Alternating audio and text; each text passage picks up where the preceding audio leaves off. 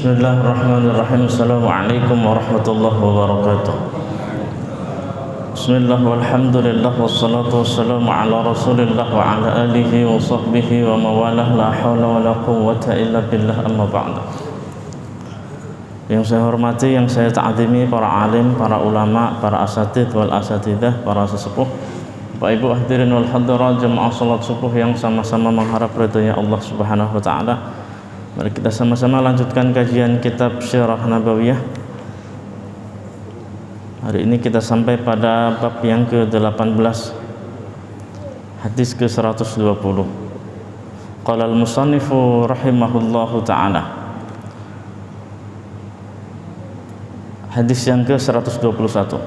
Wa bihi qala haddatsana Mahmud ibn Ghailan qala haddatsana Abu Dawud an Syu'bata 'anil Ash'ath ibn Sulaim qala sami'tu 'ammati tuhaddithu 'an 'ammiha qala baina ana amshi bil madinati idza insanun khalfi yaqul irfa' izarak fa innahu atqa wa abqa faltafattu fa idza huwa Rasulullah sallallahu alaihi wasallam faqultu ya Rasulullah innama hiya burdatun malha qala amalaka fi uswah fanadhartu fa idza izaruhu ila nisfi saqaihi. Imam Tirmidzi rahimahullahu ta'ala beliau berkata, telah bercerita kepada kami Mahmud bin Ghailan. Beliau berkata telah bercerita kepada kami Abu Dawud dari Syu'bah dari Ash'ath bin Sulaim. Beliau berkata bahwa saya mendengar paman saya berbicara tentang pamannya. Beliau berkata, ketika saya berjalan di kota Madinah Al-Munawwarah, saat itu ada orang yang menegur saya dari belakang. Orang itu berkata, irfa' izarak, angkat sarungmu, angkat kainmu, karena sesungguhnya hal itu akan membuat sarungmu lebih terjaga dan lebih aman. Saya lalu menoleh.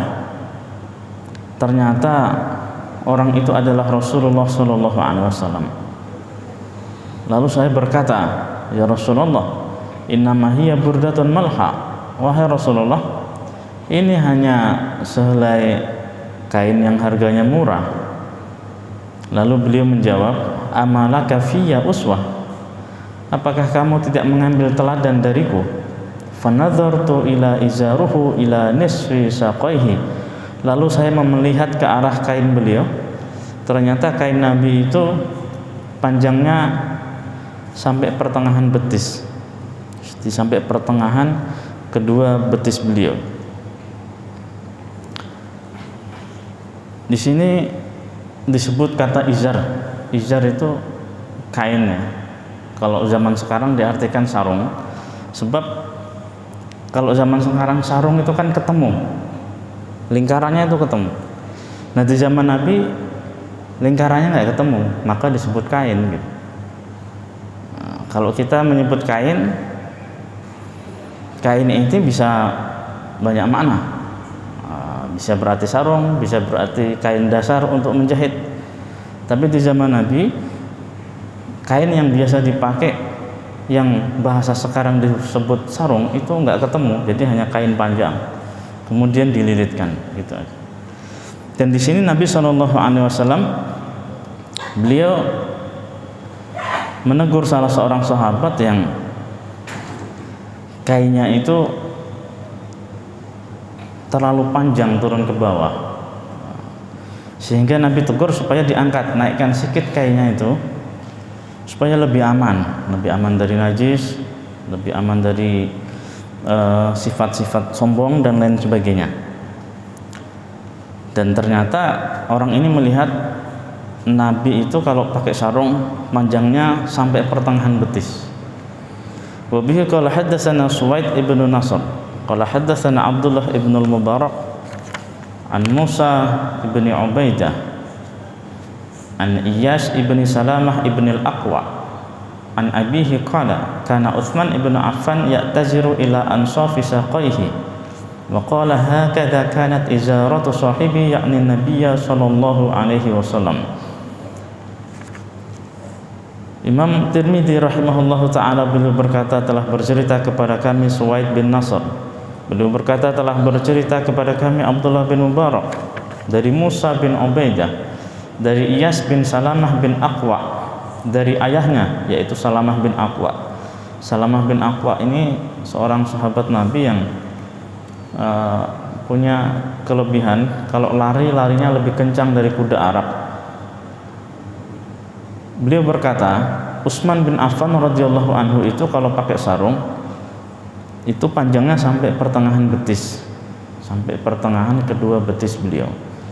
Lalu Utsman berkata, hakadha kanat izaratu sahibi, yakni Nabi sallallahu alaihi wasallam. Seperti inilah sarungnya Nabi sallallahu alaihi wasallam. Seperti inilah cara Nabi sallallahu alaihi wasallam ketika memakai sarung. Wa bihi qala haddatsana Qutaibah ibn Sa'id qala haddatsana Abu al-Ahwas an Abi Ishaq an Muslim ibn Nudzair an Hudzaifah ibn al-Yamani qala akhadha Rasulullah sallallahu alaihi wasallam bi'adalati saqi aw saqihi faqala hadha mawdi'ul izar fa in abaita fa asfal fa in abaita fala haqqa lil izari fil qa'bain. Imam Tirmidzi rahimahullahu taala beliau berkata bahwa telah bercerita kepada kami Sa'id, Qutaibah bin Sa'id. Beliau berkata telah bercerita kepada kami Abul Ahwas dari Abu Ishaq, dari Muslim bin Nudzair, dari Hudzaifah bin al-Yamani radhiyallahu anhu. Beliau berkata bahwa Rasulullah sallallahu alaihi wasallam pernah memegang betis saya di pertengahan atau betis beliau juga. Kemudian beliau bersabda, "Hadza mawdi'ul izar." Disinilah tempat batasan sarung itu seharusnya. Fa in abaita fa asfal. Kalau kamu enggak mau, turunkan lagi ke bawah. Fa in abaita fala haqqa lil izari fil ka'bain. Kalau enggak mau, maka tidak ada hak untuk sarung yang letaknya di bawah mata kaki. Ini hadis Tirmidzi 1783. Kemudian hadis Nasa'i 5329. Hadis Ibnu Majah 3572. Jadi dua hadis ini sebenarnya isinya kurang lebih semakna. Artinya dalam kedua hadis ini terdapat cerita bahwa Nabi itu kalau pakai sarung sampai pertengahan betis. Kemudian di hadis yang ke-123 ada tambahan, kalau misalnya sampai pertengahan betis nggak mau, turunkan lagi ke bawah, tapi jangan sampai di bawah mata kaki. Nah, jadi pada bab tentang sarung Nabi SAW ini ada beberapa hal yang harus kita bicarakan. Yang pertama soal Nabi itu ketika masih hidup pakai sarung atau pakai celana. Sebagian ahli hadis mengatakan bahwa Nabi itu tidak pernah pakai sarung, tapi beliau selalu pakai celana. Dan izar di sini disebut kain karena memang Nabi punya sarung, punya kain, tapi sarung itu nggak pernah dipakai. Nah, sementara menurut pendapat para muhadis yang lainnya adalah Nabi pernah pakai celana panjang, juga pernah pakai sarung. Nah, jadi di antara dua khilafiyah ini menurut saya bahwa Nabi itu punya dua-duanya dan pernah memakai dua-duanya. Artinya ketika Nabi mau safar jauh, beliau akan memakai celana panjang. Tapi ketika beliau tinggal di rumah, tidak dalam keadaan safar, maka beliau akan menggunakan kain sarung. Sebab di sini jelas disebutkan bahwa Nabi itu sarungnya sampai pada pertengahan betis. Yang kedua, hukum masalah memakai kain yang panjangnya di bawah mata kaki. Kain itu bisa berupa jubah, bisa berupa celana, bisa berupa sarung. Nah, Imam Tirmidzi dalam kitab ini hanya menyebutkan hadis-hadis yang berkaitan dengan masalah sarung di atas mata kaki, tapi tidak di bawah mata kaki. Nah, sementara Imam Bukhari di dalam kitab Jami'us Shahih Al-Bukhari, beliau menuliskan lebih komplit, lebih detail, karena memang ini kitab ini khusus membahas tentang hadis-hadis yang berkenaan dengan khasail Nabawi sallallahu alaihi wasallam. Jadi dalam riwayat Imam Bukhari di sana ada dijelaskan bahwa Abu Bakar itu pernah bertanya kepada Nabi ketika mendengar masalah soal kain di bawah mata kaki, atau sering kita dengar dengan kata-kata isbal, orangnya disebut musbil. Jadi kata-kata isbal, ya, kain yang terletak di bawah mata kaki, jadi panjangnya itu turun sampai di bawah mata kaki. Nah saat itu Abu Bakar bertanya kepada Nabi SAW, wahai Rasulullah, ini kain saya sering melorot wahai Rasulullah, sering jatuh, sering melorot, karena soalnya nggak ketemu dia, jadi ikatannya itu nggak kuat, dia sering melorot, dan kalau melorot jadi di bawah mata kaki. Apakah Abu Bakar ini termasuk dalam kelompok orang yang dilaknat? Salah satu, ada 3 kelompok manusia yang Allah itu nggak kasih rahmat, wala yanzuru ilaihim, dan Allah pun tidak pandang mereka di hari kiamat nanti. Salah satunya adalah orang yang kainnya di bawah mata kaki. Nah, Nabi SAW menjawab bahwa bukan, Abu Bakar tidak termasuk dalam kategori itu. Sebab apa? Sebab ada syarat. Dalam riwayat Bukhari ada syaratnya adalah khuyala. Khuyala itu sombong. Artinya ketika orang pakai sarung, pakai kain di bawah mata kaki dengan dasar ingin menyombongkan diri, maka orang itu termasuk dalam kelompok orang yang terlaknat. Artinya bahwa musbil atau isbal itu memiliki catatan. Jadi isbal itu bukan seperti yang sering kita dengar. Kalau ada orang celananya kainnya di bawah mata kaki, langsung spontan, wah ini isbal, ini neraka. Nah ini pentingnya ketika kita berjumpa dengan hadis yang membahas suatu hukum, kita jangan berpatokan dengan satu hadis. Nah ini yang jadi masalah di tengah-tengah umat. Ini ada satu hukum, nah kemudian dalam hukum tersebut dijelaskan hadisnya, lalu akhirnya apa? Lalu akhirnya kita menjadikan satu hadis tersebut sebagai hukum mutlak. Nah ini yang jadi masalah, padahal hadis Nabi itu bukan satu, banyak. Jadi semua hadis-hadis tadi itu diturunkan, dikumpulkan gitu. Ini hadis tentang masalah isbal. Nah hadisnya itu coba dikeluarkan semua. Dari bermacam-macam kitab induk hadis itu dikeluarkan semua. Nah baru setelah dikeluarkan semua, nah lalu disandingkan, akan ketemu nanti hukumnya. Tapi ketika ada satu hadis kemudian langsung kita telan mentah-mentah, maka disinilah pentingnya syarah, itu penjelasan. Dalil penting, tapi yang lebih penting penjelasan dari dalil tersebut. Nah, sebab ketika tidak ada penjelasan, maka orang akan memaknai hadis itu sesuai dengan pemikirannya sendiri. Akhirnya hadis itu dibaca sendiri, diartikan sendiri, kemudian diterjemahkan sendiri, difatwakan sendiri, dipatenkan sendiri ujung-ujungnya. Jadi hadis ini disahihkan oleh si fulan gitu. Jadi kalau hadis itu sudah disahihkan oleh si fulan, berarti sahihlah dia itu. Sehingga kita yang orang awam ini akan terjebak dalam dilema. Dilema apa? Oh, hadis ini ada tulisannya di bawahnya sahih, berarti sahih hadis ini. Kalau tak ada tulisannya sahih, tak sahih hadis ini. Nah yang jadi korban kita masyarakat awam yang tak paham bahasa Arab, tak paham ilmu tata bahasanya, kita hanya menelan bulat-bulat dari hasil terjemahan sepihak oleh kelompok-kelompok tertentu. Maka dari itu kita harus bijak dalam mengambil hukum. Nah hadis-hadis Nabi SAW itu diturunkan semua baru bicara soal masalah hukum. Maka dari itu para imam mazhab mereka berbeda pendapat. Menurut Imam Abu Hanifah, ini pakai sarung di bawah mata kaki ini hukumnya tidak masalah, tidak apa-apa. Baju, gamis, atau misalnya celana di bawah mata kaki dengan tujuan tidak sombong itu tidak masalah. Menurut Imam Syafi'i itu hukumnya makruh saja. Nah, kalau niatnya sombong baru haram. Dari mana kita bisa tahu Pak kalau kita nggak sombong? Nah, jadi banyak orang menerjemahkan hadis ini tekstual, artinya hanya secara zuhiriyah.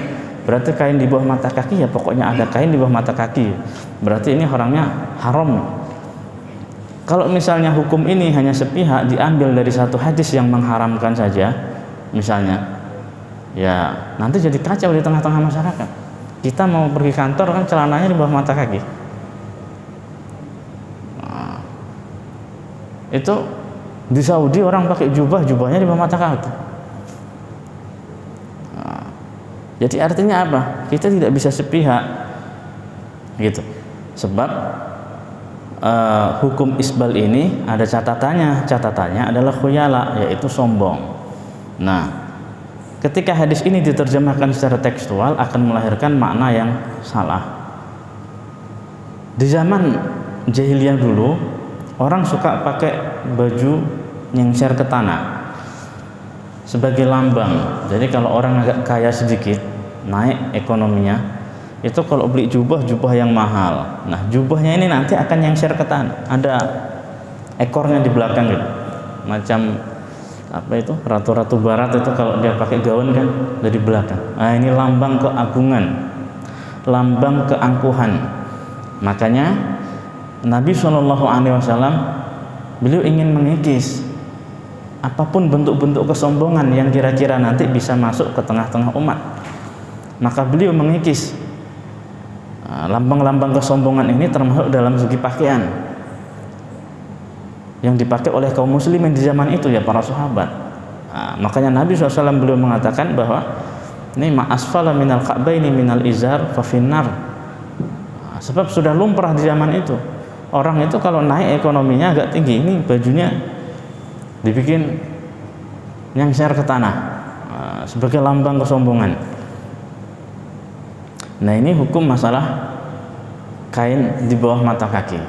Nah, jadi menurut Imam Syafi'i, kalau kain di bawah mata kaki itu dasarnya bukan karena sombong, maka itu hukumnya makruh. Sebab makruh dikhawatirkan nanti terkena najis. Tapi ada kalanya orang itu punya penyakit. Nah, Pak, kalau saya pakai di atas mata kaki ini dingin, masuk masjid ada AC-nya, ada kipasnya, dingin, jadi di bawahnya pakai mata kaki. Kemudian kalau misalnya di atas mata kaki dan dasarnya tidak karena sombong, ya di bawah mata kaki dan dasarnya bukan karena sombong, maka ini tidak termasuk dalam kategori sebagai orang yang dilaknat. Bab majaa fi misyati Rasulillah sallallahu alaihi wasallam. Bab tentang cara jalannya Nabi sallallahu alaihi wasallam. Wa bihi qala haddatsana Qutaibah ibn Sa'id qala haddatsana Ibnu Lahiyah an Abi Yunus an Abi Hurairah radhiyallahu anhu qala ma ra'aitu syai'an ahsana min Rasulillah sallallahu alaihi wasallam ka'anna asy-syamsa tajri fi wajhihi wa ma ra'aitu ahadan asra'a fi misyatihi min Rasulillah sallallahu alaihi wasallam ka'annama al-ardu tutwa lahu inna lanujhidu anfusana wa innahu laghairu muqtarith. Imam Tirmidzi rahimahullah ta'ala beliau berkata, telah bercerita kepada kami Qutaibah bin Sa'id. Beliau berkata telah bercerita kepada kami Ibnu Lahiyah dari Abu Yunus dari Abu Hurairah radhiyallahu anhu, beliau berkata, saya tidak melihat sesuatu apapun yang lebih indah dari Nabi Muhammad sallallahu alaihi wasallam. Seolah-olah matahari itu terbit di wajah beliau. Wa ma ra'aitu ahadan asra'a fi misyati min Rasulillah sallallahu alaihi wasallam, dan saya tidak pernah melihat seorang pun yang kalau jalan lebih cepat dari cara jalannya Nabi sallallahu alaihi wasallam. Seolah-olah tanah itu tutwalahu, dilipat untuk Nabi. Inna lanujhidu anfusana wa innahu laghair muqtadis. Kami harus sungguh-sungguh kalau berjalan supaya bisa mengejar Nabi, sedangkan Nabi berjalan tidak ngos-ngosan. Artinya santai, Nabi jalannya santai, tapi sahabat ngejarnya itu harus ngos-ngosan gitu, harus susah payah. Jadi cara Nabi SAW kalau berjalan itu cepat, nah, tidak terlalu banyak nengok kiri, nengok ke kanan, sebagai simbol bahwa beliau selalu menjaga pandangannya. Ini hari ini kita enggak seperti itu. Nah, ini dulu pernah dibahas nih cara jalan Nabi SAW pada bab pertama. Wa bihi qala haddatsana Ali ibn Hujr wa ghairu wahidin qalu haddatsana Isa ibn Yunus an Umar ibn Abdullah maula Ghufrah haddatsani Ibrahim ibn Muhammad min wuldi Ali ibn Abi Thalib radhiyallahu anhu qala kana Aliyyun idza wasafa an-nabiy sallallahu alaihi wasallam qala kana idza masha taqalla'a ka'annama yanhattu min sababin. Sahabat Ali bin Abi Thalib itu kalau menceritakan tentang pribadi Nabi, beliau berkata bahwa Nabi itu kalau berjalan beliau menunduk seolah-olah turun dari tempat yang tinggi. Kita kalau turun dari tempat yang tinggi kita pandangan kita ke bawah. Nah, Nabi kalau jalan tuh seperti itu. Wa bihi qala hadatsana Sufyan ibnu Waqi'in qala hadatsana Abi anil Mas'udi an Utsman ibni Muslim ibni Hurmus an Nafi'in ibni Jubair ibni Mut'im an Ali ibni Abi Thalib karramallahu wajhah qala kana Rasulullah sallallahu alaihi wasallam idza masya takaffa'a takaffuan ka'annama yanhattu min sababin. Masih dari sahabat Ali bin Abi Thalib radhiyallahu anhu, bahwa Nabi itu kalau berjalan beliau tundukkan pandangan seolah-olah beliau turun dari tempat yang tinggi. Bab majaa fi taqannu'i Rasulillah sallallahu alaihi wasallam. Bab tentang sapu tangan Nabi sallallahu alaihi wasallam. Wa bihi qala hadatsana Yusuf ibnu Isa qala hadatsana Waqi'un qala hadatsana Rabi' ibnu Shabih an Yazid ibni Abban an Anas ibni Malik radhiyallahu anhu qala kana Rasulullah sallallahu alaihi wasallam yukthirul qina' ka'annahu thawbahu thawbu zayyat. Dari Anas bin Malik radhiyallahu anhu bahwa Nabi sallallahu alaihi wasallam itu beliau sering memakai sapu tangan, tapi sapu tangannya lebar. Kalau kita sapu tangannya kecil, hanya untuk lap ingus. Tapi sapu tangan Nabi lebar. Jadi fungsinya ka'anna saubahu saubu zayyat, seolah-olah kain Nabi itu seperti kain yang dimiliki oleh tukang minyak. Jadi ini sapu tangan Nabi ini agak lebar. Untuk apa? Ini dipakai untuk satu, kalau beliau meminyaki rambut. Jadi rambut beliau kan sebahu, diangkat ke atas, di bawahnya ini ditaruh kain sapu tangan Nabi. Nah, baru digerai, baru diminyaki. Minyaknya minyak cair, belum ada minyak padat seperti itu. Nah, jadi ketika diminyaki, ini kan nanti ada yang menetes atau paling enggak ada yang lengket. Maka biar tidak lengket di jubah atau di gamis, ini dialas pakai sapu tangan tadi. Atau ditaruh di depan minyak jenggot. Dan ini sering beliau lakukan pada hari Jumat. Kalau hari Jumat, artinya apa? Pas pada hari Jumat itu kita disunahkan untuk berhias diri. Kita disunahkan untuk berhias diri, pakai baju putih, berhias diri, ya, meminyaki jenggot, rambut, kemudian sholat fardu Jumat di masjid secara berjamaah. Nah, jadi saking seringnya Nabi SAW itu meminyaki rambutnya, sehingga seolah-olah kain Nabi itu dianggap seperti kainnya tukang minyak. Jadi tukang minyak. Jadi kalau di sekarang kan jarang ya.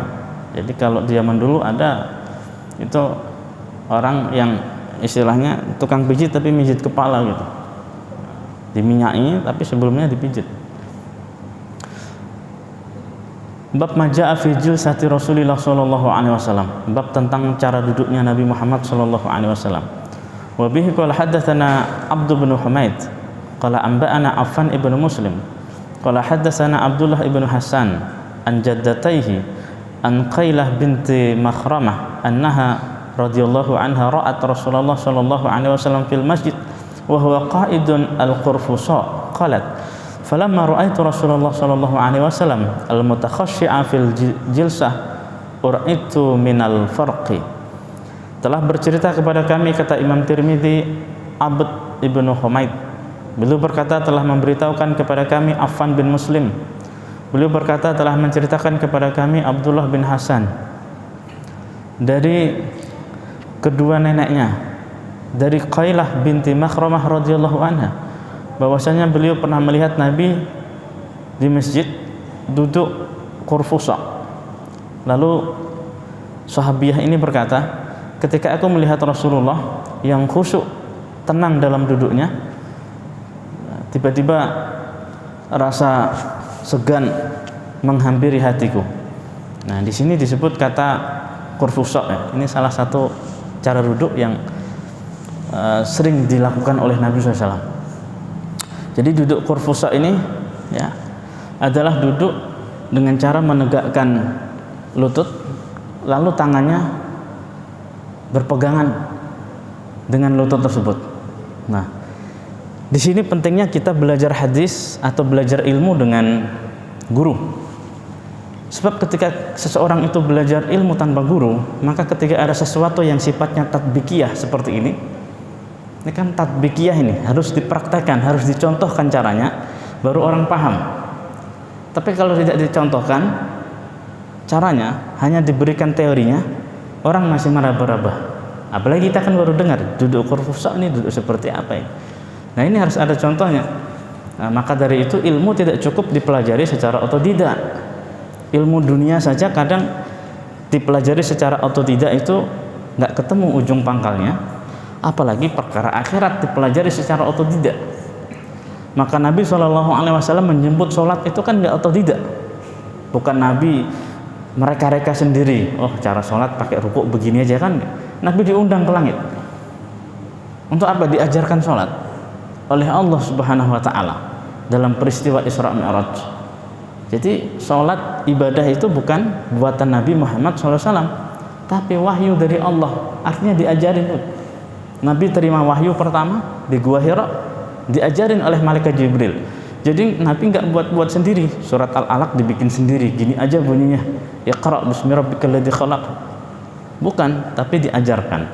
Maka dari itu ilmu tidak cukup. Belajar hadis misalnya hanya duduk di perpustakaan selama bertahun-tahun tidak cukup, harus ada gurunya. Sebab nanti ada penjelasan-penjelasan seperti ini yang membutuhkan praktek, penjelasan yang lebih detail. Nah, duduk kurfusa ya. Kalau kita kan seringnya duduknya sila, duduk bersila. Ini duduknya duduk kurfusa. Bapak Ibu ada yang pernah tahu duduk kurfusa ini? Ada yang pernah tahu? Nah, ini saya praktekkan.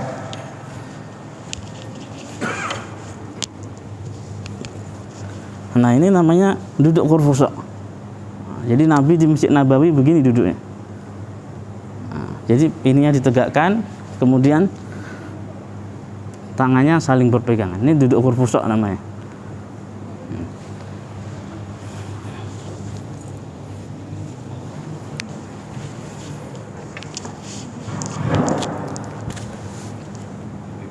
Nah kemudian ada duduk yang sebagian ulama itu melarang duduk tersebut. Nah ternyata mereka berdalil dengan beberapa hadis dengan perawi yang sama. Artinya apa? Duduk bersandar pakai tangan kiri. Tapi kalau pakai tangan kanan boleh. Cuma sayangnya setelah diteliti ternyata di sini ada kesalahpahaman. Kesalahpahamannya apa? Banyak orang mengharamkan duduk dengan bertopang tangan kiri pada posisi umum. Padahal asbabul wurud hadis itu adalah khusus untuk sholat. Artinya kalau di luar sholat ini hukumnya boleh, hukumnya jaiz. Yang dilarang hanya ketika sholat, duduk bersandar dengan tangan kiri. Nah ini juga harus dicontohkan.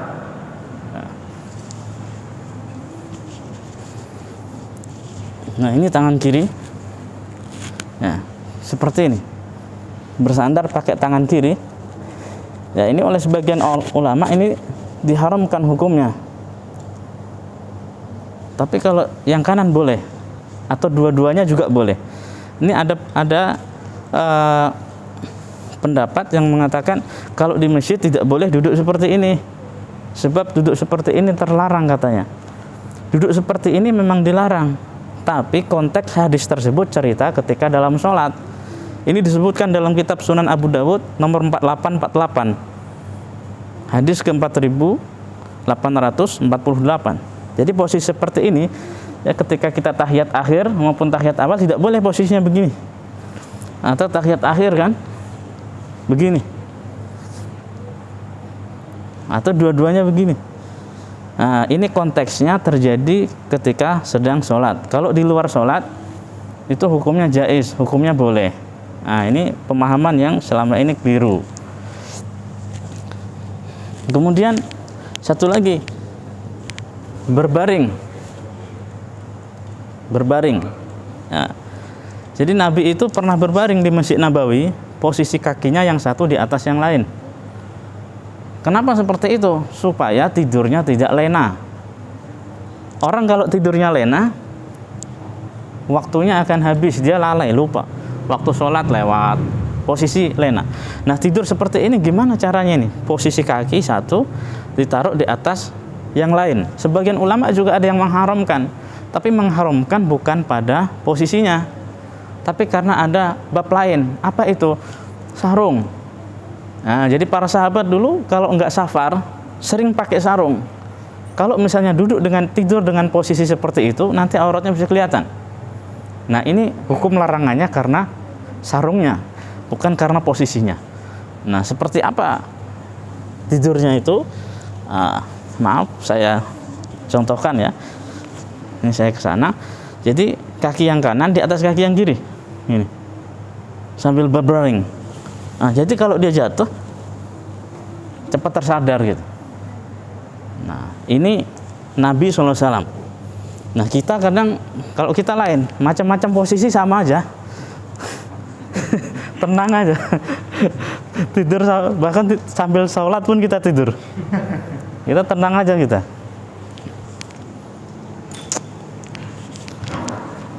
Makanya betul kalau dalam diri Nabi itu betul-betul terdapat uswah dalam segala hal. Bukan cuma ubudiyahnya aja, bukan. Bahkan hal-hal yang sifatnya mubah sekalipun. Dari sini kita bisa melihat bahwa Nabi itu sangat menghargai waktu. Jangan sampai waktu ibadah itu lewat gitu. Makanya sampai tidur aja seperti itu caranya Nabi SAW, supaya tidak tidur lena. Kita kadang malah justru waktu ibadah itu kita undur-undur, pura-pura nggak dengar. Dan jelas kedengaran telinga kita, pura-pura nggak dengar, pura-pura sibuk. Nah, penyakit umat di akhir zaman. Nah, makanya hijrah itu nggak cukup. Begitu kita dapat hidayah, hijrah itu belum cukup. Harus cari ilmu, harus ngaji sama guru yang ahli, supaya kita nanti tidak salah jalan. Apalagi zaman sekarang ini zaman di mana terdapat macam-macam firqah dan kelompok. Dan setiap firqah dan kelompok merasa bahwa kelompoknya paling betul, di luar kelompoknya salah. Kita yang awam jadi bingung, yang mana yang saya harus ikut ini Pak? Yang ini betul katanya, itu betul, semuanya betul. Jadi bingung ini, yang salah yang mana ini? Kita orang awam yang jadinya bingung. Yang baru dapat hidayah, baru hijrah, akhirnya kita bingung. Maka dari itu kita cukup berfahamkan ahlus sunnah wal jamaah, kemudian ikuti salah satu imam mazhab, selesai. Kenapa harus imam mazhab? Sebab mereka adalah para alim, para ulama yang bukan cuma ahli hadis dan ahli fikih, tapi mereka juga jaraknya sangat dekat dengan Nabi gitu. Imam Abu Hanifah misalnya berguru bukan cuma dengan Syekh Fulan, tapi Imam Abu Hanifah ini berjumpa langsung dengan beberapa orang sahabat Nabi. Imam Malik belajar sholat bukan dari Syekh Fulan, tapi langsung melihat anak cucu sahabat sholat. Nah, kita masa hidup di akhir zaman dengan jarak yang terbentang hampir 1500 tahun, lalu baca buku, baca hadis, ketemu dalam buku, itu pun terjemahan, dengan mudahnya kita mengatakan Imam Malik salah, Imam Syafi'i salah, Imam Abu Hanifah salah, Imam Hambali salah. Nah, ini kekeliruan. Maka dari itu ilmu itu kan seperti cahaya, nur. Nur itu kan lembut. Otomatis orang yang diterangi oleh cahaya ilmu dalam hatinya, ini seharusnya seluruh tubuh indranya juga lembut gitu. Tutur katanya lembut. Kalau berbeda pendapat juga dengan kelembutan. Nah, ini kita kadang beda sedikit aja udah langsung, wah, perbedaan itu merembet kemana-mana. Bukan cuma sekedar pendapat dan pemahaman saja yang beda, akhirnya merembet ke ukhuwah, ke persaudaraan. Orang Islam memang, tapi seolah-olah itu sudah bukan saudara itu. Kenapa? Dua alirannya lain. Padahal sama-sama Islam. Sana alirannya ini. Jadi sebenarnya selesai kalau kita sebenarnya mau mencontoh para salafus soleh itu udah selesai. Saya subuh pakai kunut Pak, ya kunut. Saya nggak pakai, ya nggak usah kunut, kan selesai. Jadi tidak perlu kita yang pakai kunut salah, nggak pakai kunut salah. Sementara masih banyak orang nggak sholat. Kita sibuk menyalahkan yang tidak sependapat dengan kita. Coba macam mana kalau misalnya yang nggak sependapat itu neraka semua? Kita semua kan nggak sependapat ini. Kita duduk satu masjid ini pasti kan nggak sependapat. Beda-beda, bajunya aja beda, mukanya aja nggak ada yang sama. Malah bingung kalau satu orang nanti mukanya sama tapi namanya beda. Jadi bingung kita. Ini Pak Imam tadi, Pak Ustadz Imam yang mana ini? Mukanya sama semua tapi namanya beda. Justru perbedaan itu akan jadi indah kalau disesuaikan pada porsi dan posisinya. Macam pelangi kan beda, merah, kuning, hijau, biru. Tapi jadi indah. Kalau tidak ada perbedaan warna tadi bukan pelangi namanya. Nah, hal-hal kecil ini kadang justru membuat kita masyarakat awam pertama jadi bingung, linglung. Yang ketiga akhirnya karena bingung tadi kita terjebak dalam pola pikir yang sempit, pemahaman yang keliru. Nah, akhirnya muncul apa? Ta'assub, fanatis. Ada yang fanatik dalam kelompoknya, organisasinya, dan lain-lainnya. Akhirnya nggak muncul itu Islam rahmatan lil alamin itu. Seolah-olah Islam itu hanya untuk sebagian kelompok. Islam itu rahmatan li kelompok ini, li kelompok ini. Padahal Islam itu rahmatan lil alamin, rahmat seluruh alam. Bukan satu ormas, satu partai, satu kelompok, satu organisasi, satu firqah, sehingga orang yang di luar dari kelompok tersebut dianggapnya salah. Nah, ini juga keliru. Wa bihi qala haddatsana Sa'id ibn Abdurrahman al-Makhzumi wa ghairu wahidin qalu haddatsana Sufyan an Zuhri an Abad ibn Tamim an ammihi annahu ra'a Nabiy sallallahu alaihi wasallam mustalqiyan fil masjid wadi'an ihda rijlihi 'ala al-ukhra. Nah, ini ada seorang sahabat pernah melihat Nabi berbaring di masjid, kakinya ditaruh di atas kaki yang lain kayak tadi, supaya cepat bangun gitu. Jadi Nabi itu Masya Allah luar biasa ya, sederhana bukan cuma dalam pakaian, tapi beliau juga sederhana dalam kehidupan. Beliau juga sederhana dalam mengatur fasilitas waktu dan kehidupan. Kalau kita misalnya cuti kerja, wah ini kan me time istilah katanya. Pokoknya pagi siang malam tidur, istirahat total gitu. Jadi Nabi meskipun kondisinya santai ya, tapi beliau diatur sesederhana mungkin waktu itu. Sampai seperti itu. Dan ini karena Nabi menjadi figur, para sahabat juga mencontoh seperti itu. Semua sahabat sama. Mereka bukan nggak punya duit, kaya raya, tapi kesederhanaan itu sudah terlanjur menguasai hati mereka gitu. Sehingga dalam segala hal juga sederhana. Umar bin Khattab itu Amirul Mukminin. 2/3 dunia di zaman itu di bawah kekuasaan Islam. Tapi bajunya ada 13 tambalannya. Dan sudah seperti itu dia sering nanya sama orang, minta kritik sama orang-orang yang tentu khusus, nggak sembarang orang. Sebab untuk bisa menegur sesuatu itu kan seharusnya punya sesuatu yang lebih tinggi. Nah ini kalau makomnya nggak sama, ini bisa salah paham. Minta pendapat, macam mana menurut kamu saya ini? Amirul Mukminin ini bagus, adil. Cuma satu masalahnya apa? Dia punya 2 baju. Umar memang punya 2 baju. Satu baju dipakai untuk musim panas, satu dipakai untuk musim dingin. Jadi kalau musim dingin itu dinginnya luar biasa, makanya harus pakai baju berlapis.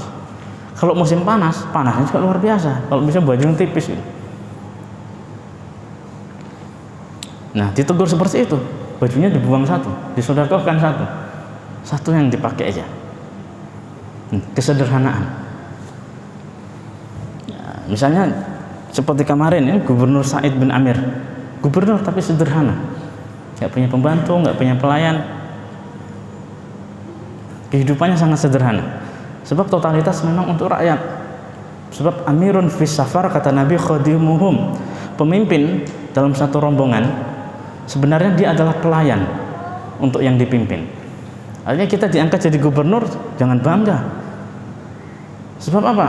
Ini kita seharusnya, kita ini pelayan, bukan cuma sekedar pelayan dalam bidang ini, ya kita pelayan betulan. Seperti Umar bin Khattab pelayan untuk rakyat. Nah, akhirnya karena Nabi itu mengajarkan kesederhanaan, sahabat-sahabat juga banyak yang sederhana. Makanya begitu Umar bin Khattab tahu bahwa di daftar deretan nama-nama fakir miskin di kota Hims itu termasuk gubernurnya sendiri, Umar langsung kirim pelayan. Untuk apa? Ngasih hadiah. Ini kasih hadiah dari Baitul Mal untuk gubernur Sa'id bin Amir. Berangkat pelayanin sampai di rumah, ketuk pintu, assalamualaikum, dibuka, ternyata ini pelayan bawa 1000 keping uang dinar emas. 1 dinar itu kalau dikonversikan sekarang kira-kira 4/4 gram emas. Berarti kalau 1 gram 1 juta, berarti 1 dinar itu 4.250.000. Ini kali 1000 berarti 4/4 miliar dikasih Umar bin Khattab untuk gubernur Sa'id bin Amir. Tapi begitu datang pelayan itu bawa emas itu, yang diucapkan oleh beliau apa? Beliau membaca istirja dengan suara keras, innalillahi wa inna ilaihi rajiun. Suaranya keras, istrinya dengar dari dalam. Kenapa wahai suamiku? Apakah ada berita bahwa Amirul Mukminin Umar bin Khattab meninggal dunia? Kata beliau, ini lebih dahsyat dari berita wafatnya Amirul Mukminin Umar bin Khattab. Dunia sudah datang ke dalam rumah tangga kita. Akhirnya uang dibungkus, bungkus kecil-kecil. Hari itu habis disedekahkan untuk fulan. Ada Pak Gubernur seperti ini? Nah, biasanya malah kebalikannya biasanya. Istilahnya apa? Balik modal ya. Balik modal dulu. Ya, wallahu a'lam. Mudah-mudahan kita semua dilindungi oleh Allah Subhanahu wa taala dari sifat tamak dan rakus. Sampai di sini Bapak Ibu ada yang mau ditanyakan? Fadhol, silakan. Tidak ada? Mari kita ya.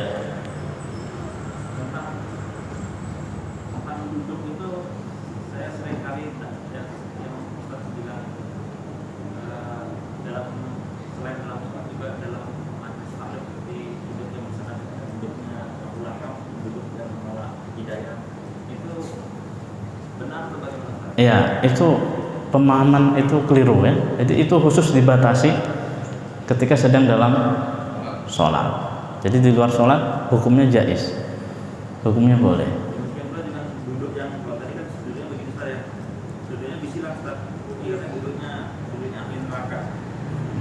Ya, itu bukan seperti itu pemahamannya. Jadi itu khusus dalam sholat saja. Nah, itu dalam sholat. Cuma bagian dari adab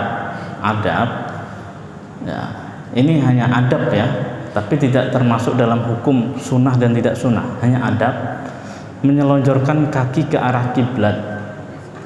Nah, sebab kiblat itu kan ya pusat rotasi ibadah kaum muslimin. Berarti kalau kita di negara Indonesia berarti kiblatnya ngarah barat. Untuk negara yang di sebelah barat Ka'bah berarti kiblatnya ngadap ke timur gitu. Nah, ini harus dipahami. Di manakah kiblat umat Islam? Kiblat umat Islam ada di barat. Nah, ini ada betulnya, ada kelirunya. Ya, betulnya untuk umat Islam yang mana? Kalau kita negara kita di sini posisinya yang ngarah ke arah barat. Tapi untuk negara misalnya Yaman, Maghribi yang di bawah sana, ya, kiblatnya ngarah ke timur. Sebab posisi Ka'bah ada di timur negara mereka. Nah, makanya kan orang kalau sholat di keliling Ka'bah itu kan enggak menghadap pada satu arah barat semua kan enggak. Orang tawaf kan berkeliling dia, artinya semuanya menghadap ke Baitullahnya tadi, bukan pada letak arahnya, tapi pada kiblatnya di Baitullah tadi. Nah, gitu. Dan perawi itu hadis itu semuanya sama, hanya satu orang, dan itu dipertegas oleh sahabat-sahabat lain seperti Abdullah bin Umar bahwa itu peristiwa itu terjadi ketika Nabi mengingatkan seorang sahabat yang sholat dengan posisi duduk seperti itu. Jadi cara doa ada, kadang orang itu cara sujudnya juga bukan cuma sekedar duduk, cara sujudnya sujud males gitu ya. Makanya kita dilarang sujud itu ininya ditempelin ke lantai, tapi harus ditegakkan telapaknya. Nah, dan Nabi itu ketika beliau sholat memang betul dadanya ini berongga.